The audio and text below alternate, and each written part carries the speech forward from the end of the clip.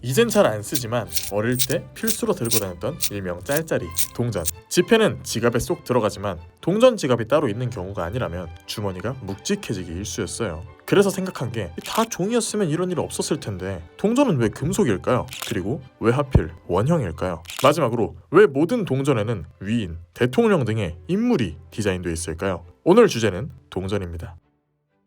평평하고 동그란 지금의 동전. 당연히 처음부터 이런 모습은 아니었어요. 애초에 화폐라는 요소가 정립되기 전엔 물물 교환부터 시작해서 조개 껍데기나 예쁜 돌멩이 등을 이용해서 경제 거래가 이루어졌죠. 그런데 이게 조개 껍데기를 더 좋은 거라고 하는지 돌멩이를 더 좋은 거라고 하는지 동네마다 다른 거예요. 이게 우리 동네 사람들끼리 거래할 땐 상관없었는데 점점 마을이 커지고 옆 동네 사람들이랑 거래를 트기 시작하니 매번 분쟁도 심해지고 헷갈리고 문제가 빈번했어요. 심지어 왕국이 건립됐을 때까지도 이 문제는 사라지지 않았죠.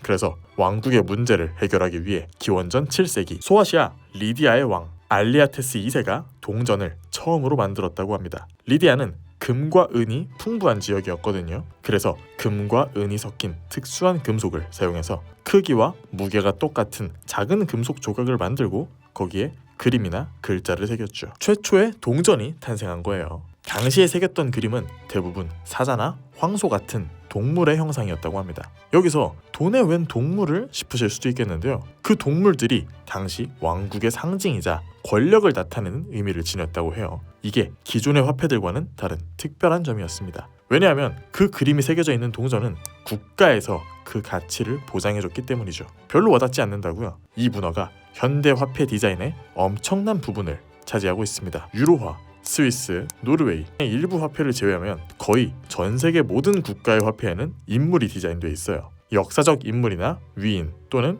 대통령을 화폐에 새겨넣죠. 이 디자인들이 모두 리디아 왕국에서 탄생한 첫 화폐에서부터 유래된 거라고 보면 될 것 같습니다. 현대 동전에 인물 디자인이 들어간 이유는 다양한데요. 리디아 왕국의 이유처럼 권위, 신뢰의 상징으로 국가가 보증한다는 의미가 첫째고 지속적인 프로파간다 효과를 보고자 하는 게 둘째예요. 화폐는 매일 사용하는 물건이니 일상적 반복 속에 끊임없는 상징적 메시지를 전달하고자 하는 거죠. 특히나 독재 정권에서는 이런 목적이 굉장히 크게 작용하고 있고요. 그리고 그 다음, 사실 이게 현대화폐에선 진짜 이유가 될 텐데요. 위조를 방지하기 위함입니다. 시각적 복잡성을 활용하는 거예요. 도안에 들어가는 인물을 보면 약간 비스듬히 옆으로 돌아가 있죠. 이런 디자인적 요소가 얼굴의 입체감을 더 잘 살려서 위조가 훨씬 어려워지기 때문이에요. 그러면 인물이 없으면 위조가 쉽냐? 네, 비교적 그렇다고 합니다. 인물에 비해 풍경은 디테일이 복잡해 보이지만 상대적으로 대칭적이지 않고 입체감이 덜해서 위조 가능성이 높아지거든요. 그래서 인물이 들어가지 않는 유로화가 위조 지폐로 골머리를 앓고 있기도 합니다.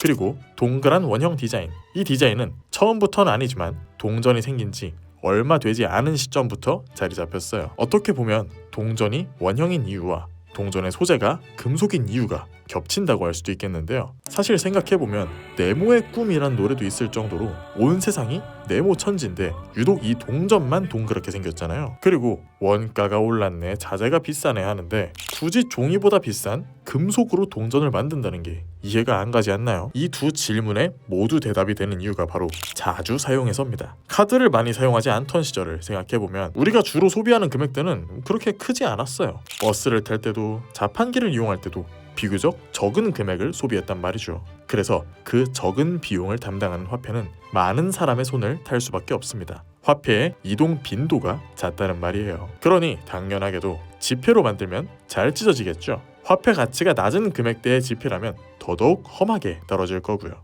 훼손율도 높을 겁니다. 그래서 생산 단가는 금속이 더 높더라도 금속으로 동전을 만드는 게 경제적이라는 거죠. 동시에 자주 사용하게 되니 다각형 디자인은 실용성이 떨어졌습니다. 금세 마모되면서 가치가 훼손됐거든요. 각이 살아있으면 찔리기도 하면서 불편하기도 했고요. 그렇게 초기의 동전들이 마모되다 보니 결국 남은 건 원형뿐.